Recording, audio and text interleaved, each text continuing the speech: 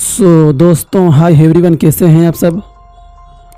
दोस्तों एक बार मैं फिर से आ चुका हूँ एक और डरावनी कहानी लेकर। तो फटाफट जो अपने हेडफोन हैं उन्हें लगा लीजिए, क्योंकि कहानी शुरू हो रही है यहाँ से।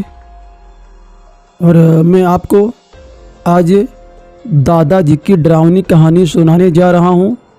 तो फटाफट चलते हैं अपनी कहानी की ओर और जानते हैं क्या है कहानी। वो सब तो ठीक है दादाजी, लेकिन क्या आपका किसी अजीब चीज़ से सामना नहीं हुआ? अतुल ने कहा।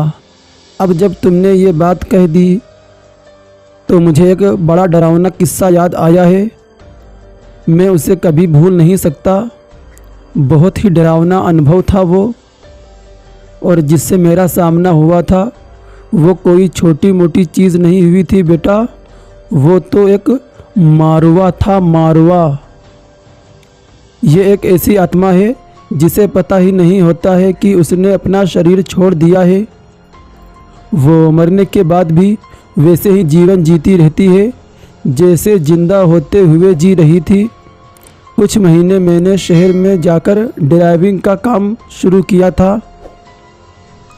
उस समय मेरे साथ एक आदमी काम किया करता था। उसका नाम था सुंदर।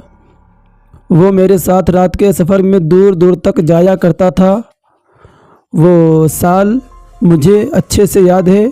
हम सुबह 4 बजे ट्रक में सामान डालकर निकल जाया करते थे और 48 घंटों तक का सफ़र तय करते थे। हमारी ज़िंदगी मानो काम करने में ही बीत रही थी। यूँ समझ लो हम अपने कामकाजी ज़िंदगी में इतने व्यस्त थे कि हमें सांस लेने की भी फुर्सत नहीं थी। कभी कभी तो हम एक हफ्ते घर भी नहीं जाया करते थे। तो दोस्तों आगे की कहानी और भी ज़्यादा इंटरेस्ट होने वाली है, लेकिन उससे पहले आपसे मेरा एक सवाल है कि क्या आपने कभी रात के अंधेरे में अनजान साए को महसूस किया है? क्या आपको भी मेरी तरह भी पैरानॉर्मल एक्टिविटी में इंटरेस्ट है?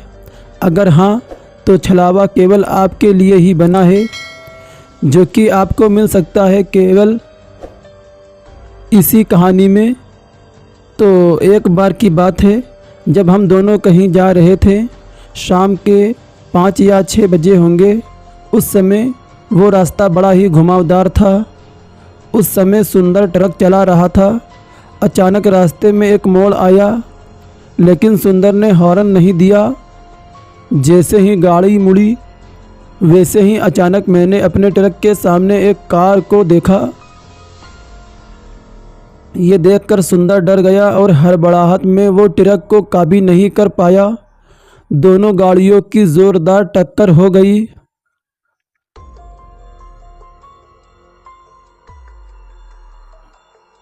और उस हादसे में सुंदर और वो कार वाला दोनों ही मर गए। मेरी भी हालत बहुत ही गंभीर थी। सुंदर को सीधा सर पर चोट लगी, इसलिए वो बेचारा मर गया। मैं 15 दिनों तक हॉस्पिटल में बेहोश पड़ा रहा, और जब होश आया तो सुंदर के बारे में पता चला। जब मैं कुछ हफ्तों के बाद ठीक हुआ तो वापस ट्रक का काम शुरू कर दिया मैंने, और उन दिनों जो मेरे साथ हुआ था वो मैं भूल चुका था। तो एक रात मुझे मेरे मालिक का कॉल आया और उन्होंने मुझे कहा कि मुझे तुरंत आंध्र प्रदेश के लिए निकलना होगा। मैं चला गया उनके पास। तब ट्रक में सामान लोड हो रहा था। जब सामान लोड हुआ तो मैं जाकर अपनी ड्राइविंग सीट में बैठ गया, और मेरे पीछे 2-3 और ट्रक खड़ी हुई थी। जैसे ही मैं ट्रक में बैठा और ट्रक चालू किया तो मेरे ट्रक के दूसरी तरफ का दरवाज़ा खुल गया, और मैंने देखा कि सुंदर ट्रक में चढ़ रहा है। वो मेरे बगल में बैठ गया और बोला, अरे चलो उस्ताद, बहुत लंबा सफ़र तय करना है उस्ताद। वो हमेशा मुझे वो बात बोला करता था। मैं उसे चौंक कर देख रहा था। मेरे रोंगटे खड़े हो गए थे। मैंने कहा, तुम तो मर चुके हो ना यार। और मेरी बात सुनकर ना जाने उसे क्या हुआ, वो गुस्से में बोला, अरे उस्ताद क्या बकवास कर रहे हो, तुम्हारे सामने ही तो मैं बैठा हूँ और मैं तब तक नहीं मरूंगा जब तक मैं बड़ा आदमी नहीं बन जाता उस्ताद।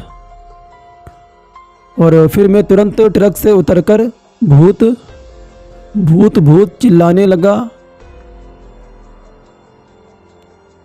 बाकी के ड्राइवर आए और उन्होंने ट्रक के अंदर देखा, लेकिन उन्हें वहाँ कोई भी नहीं दिखाई दिया। उन्होंने कहा, अरे भाई क्यों मजाक कर रहे हो, हाँ चलो जल्दी, बहुत दूर जाना है भाई। और वो लोग अपने अपने ट्रक में चले गए। मैंने ट्रक के अंदर देखा और फिर आसपास देखा। जब कोई नहीं दिखाई दिया तो मैं ट्रक में बैठकर वहाँ निकल गया। मुझे फिर वो सब मेरा वहम लगने लगा। फिर मैं कुछ पुराने गाने सुनते और गुनगुनाते हुए आराम से ड्राइव कर रहा था। हम शहरी इलाकों से निकलकर सुनसान रास्ते में पहुंच चुके थे।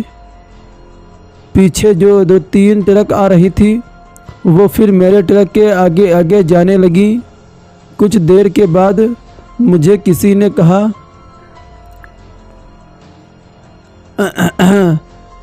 अरे उस्ताद ज़रा पानी तो दो। और फिर मैंने जैसे ही वो सुना मेरे तो रोंगटे खड़े हो गए। मेरे बगल में क्योंकि सुंदर बैठा हुआ था, मैंने तुरंत ब्रेक लगाया और उसे देर तक घूरता रहा। मेरे सामने उसने पानी की बोतल ली और पानी पीने लगा। मुझे समझ नहीं आ रहा था कि अब मैं क्या करूं। उसने फिर से कहा, मुझे बहुत बड़ा आदमी बनना है उस्ताद, तुम देखना उस्ताद, एक दिन ड्राइवर से मालिक बन कैसे बनता हूँ मैं उस्ताद। फिर मैंने कहा, तुम सच में नहीं हो, तुम मर चुके हो यार, मेरी बात समझो, तुम मर चुके हो यार। लेकिन वो मुझे बस घूर घूर कर देखने लगा। चले जाओ यहाँ से, अब तुम्हारी दुनिया कोई और है, तुम मर चुके हो, चले जाओ यार यहाँ से। लेकिन वो बस मुझे घूर रहा था। मैंने आगे जाने वाले ट्रक को देखा, लेकिन तब तक वो इतने आगे निकल रहे थे कि मुझे दिखाई भी नहीं दे रहे थे। मैंने फिर सुंदर की ओर देखा, लेकिन फिर ये देखकर चौंक गया कि वो वापस फिर गायब हो चुका है। मैंने ट्रक के बाहर देखा तो मैंने देखा दूर दूर तक कोई भी नहीं था। मैं बस वहाँ से निकल गया। कुछ घंटों के बाद हम सब एक ढाबे पर रुके खाना खाने के लिए। करीब 11 बज रहे थे उस समय। मैं ढाबे में हाथ धोने के लिए गया था और जब हाथ धोकर मैं वापस आ रहा था तो मैंने देखा कि कोई मेरे बगल में खड़ा हुआ था। फिर मैंने उसकी ओर देखा तो वो कोई और नहीं बल्कि सुंदर ही था। मुझे समझ नहीं आ रहा था कि मुझे उसकी आत्मा बार बार क्यों दिखाई दे रही थी। मुझे बहुत ज़्यादा डर लग रहा था, इसलिए मैं अपने साथियों के साथ जाकर बैठ गया। वो लोग खाते हुए कुछ हंसी मजाक कर रहे थे, लेकिन मेरे पसीने छूट रहे थे क्योंकि सुंदर भी मेरे सामने बैठा हुआ हंस रहा था। खाना खाने के बाद मैं वापस ट्रक में जाकर बैठ गया। फिर सुंदर भी ट्रक में वापस आ गया और तब मुझे गुस्सा आया और मैंने कहा, अरे क्या चाहते हो तुम, हाँ तुम मर चुके हो यार, तुम्हारी दुनिया हमारी दुनिया से अलग है भाई। अरे चले जाओ भाई यहाँ से, क्यों मुझे परेशान कर रहे हो। ठीक है, विश्वास नहीं है ना तो जाओ अपने घर और देखो तुम्हारे घर में मरने का शौक अभी तक चल रहा है। और फिर ये सुनकर सुंदर मुझे कुछ देर तक घूरता रहा और ये सोचकर मेरे रोंगटे खड़े हो गए कि पता नहीं वो क्या कर देगा। लेकिन फिर अचानक वो कहीं गायब हो गया। डर के मारे मुझे वहीं तेज़ बुखार हो गया और मेरा सिर घूमने लगा। मैंने अपने साथियों से कहा कि मैं आगे ड्राइव नहीं कर पाऊँगा। तो फिर उसमें से एक आदमी ने ड्राइव किया और हम आंध्र प्रदेश पहुंच गए। वहां से हम घर वापस भी आ गए, लेकिन ढाबे के बाद मुझे सुंदर दिखाई नहीं दिया। मैं ये बात अच्छी तरह से जानता था कि कोई आत्मा तब तक भटकती है जब तक उसकी आखिरी ख्वाहिश पूरी ना हो जाए, और सुंदर की ख्वाहिश थी कि उसे बहुत बड़ा आदमी बनना है, जो कि अब पूरी नहीं हो सकती थी। मुझे यही बात खाए जा रही थी कि वो मुझे क्यों दिखाई दे रहा है और किसी को क्यों नहीं दिखाई दे रहा है। फिर ख्याल आया कि शायद मरने से पहले वो मेरे साथ था, इसलिए। इसी तरह कुछ दिन बीत गए, सब कुछ ठीक हुआ। सुंदर मुझे दिखाई नहीं दिया तो मैंने निश्चिंत हो गया, ये सोचकर कि अब वो सच में चला गया है।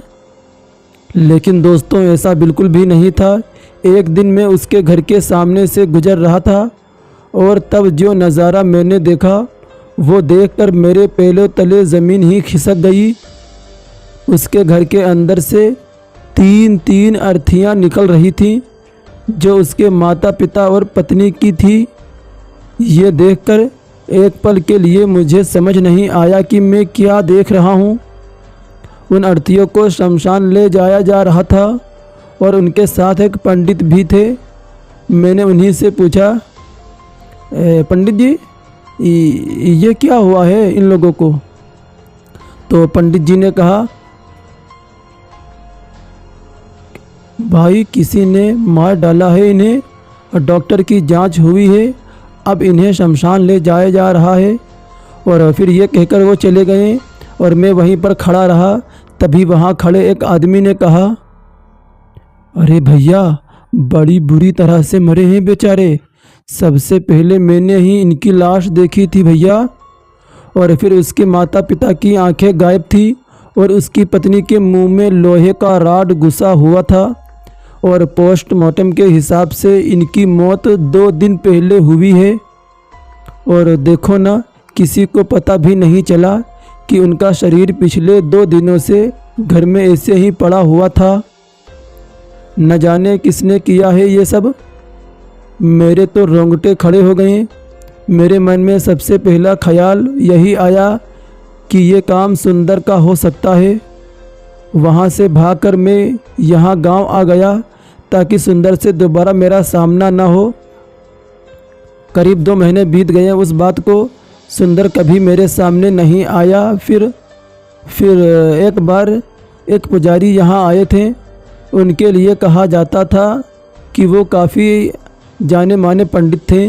मैंने उनसे सुंदर वाले किस्से के बारे में बात की तो उन्होंने बताया कि जिन लोगों की ऐसे हादसे में मौत हो जाती है या जिनकी ख्वाहिश अधूरी रह जाती है, उनकी आत्माओं को मरने के बाद भी ऐसा लगता है कि वो ज़िंदा हैं, यानी उन्हें विश्वास ही नहीं होता कि वो मर चुके हैं।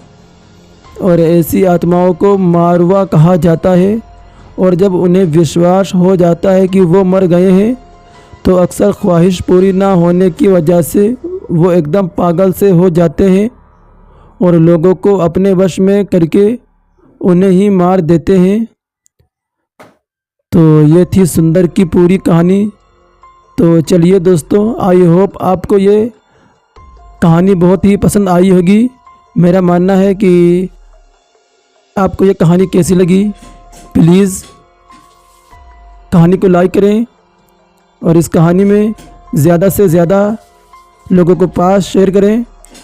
और अगर आप इसी तरह की डरावनी कहानी सुनना चाहते हैं तो हमारे चैनल को सब्सक्राइब करें और बेल आइकन को भी दबाइए ताकि हमारी जो नई वीडियो अपलोड हो सबसे पहले आप तक नोटिफिकेशन पहुंच सके। तो फिर आपसे मुलाकात होगी एक और नई वीडियो में।